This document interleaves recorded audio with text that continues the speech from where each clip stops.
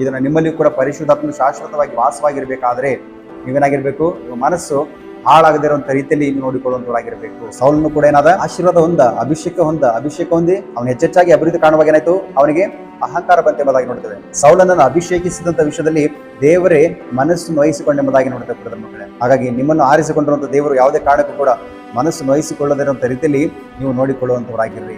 ನಮ್ಮ ಮನಸ್ಸು ಯಾವಾಗ ಹಾಳಾಗ್ತದೆ, ಯಾಕೆ ಹಾಳಾಗ್ತದೆ ಅಂದ್ರೆ ನಾವು ಆಶೀರ್ವದಿಸಲ್ಪಡುವಾಗ, ನಾವು ಸಮೃದ್ಧಿಯನ್ನ ಕಾಣುವಾಗ. ಎರಡು ವಿಷಯಗಳನ್ನು ಗಮನದಲ್ಲಿಟ್ಕೊಡ್ರಿ. ನೀವು ಆಶೀರ್ವದಿಸಲ್ಪಡೋದಕ್ಕೆ ಹೋಗ್ತದಿರಿ. ಯಾರ್ಯಾರು ಈ ವಾಕ್ಯೋಪದೇಶವನ್ನು ಕೇಳ್ತಿದ್ರು ಪ್ರತಿಯೊಬ್ಬರನ್ನು ಕೂಡ ದೇವರು ಆಶೀರ್ವದಿಸಲು ಹೋಗ್ತಾ ಇದ್ದಾನೆ, ನಿಮಗೆ ಸಮೃದ್ಧಿನ ಕೊಡಲು ಹೋಗ್ತಾ ಇದ್ದಾನೆ.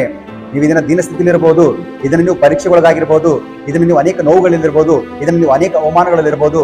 ಆದರೆ ದೇವರು ನಿಮ್ಮನ್ನ ಈ ವಾಕ್ಯದ ಮೂಲಕವಾಗಿ ನಿಮ್ಮನ್ನು ಆಶೀರ್ವದಿಸಲು ಹೋಗ್ತಾ ಇದ್ದಾರೆ.